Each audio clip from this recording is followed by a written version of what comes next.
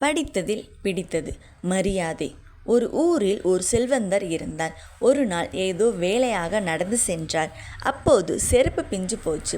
அருகே இருந்த வீட்டுக்கு சென்றார். அந்த வீட்டுக்காரரை அழைத்து, ஐயா, இந்த மாதிரி வரும்போது என் செருப்பு பிஞ்சு போச்சு. புது செருப்பு வேற, அதனால் இதை இப்படியே தூக்கி எறிய மனசு வரலை. இங்கே உங்கள் வீட்டு ஓர வாசலில் வச்சுட்டு போகிறேன். காலையில் என் வீட்டு வேலைக்காரனை அனுப்பி எடுத்துக்கிறேன் என்றார். அதற்கு தாங்கள் அனுமதி தர வேண்டும் என்றார்.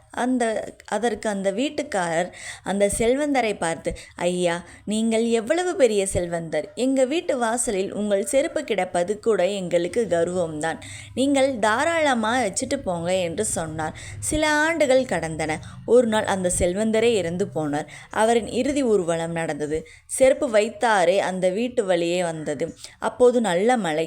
பிணத்தை தூக்கி வந்தவர்கள் அந்த வீட்டுக்காரரிடமே சென்று, ஐயா, சரியான மழையாக இருக்கிறது, தூக்கி செல்ல முடியவில்லை. அந்த உடலை இங்கு மழை நிற்கும் வரை வைத்துவிட்டு பிறகு எடுத்துக்கொள்ள அனுமதி தருவீர்களா என்று கேட்டனர்.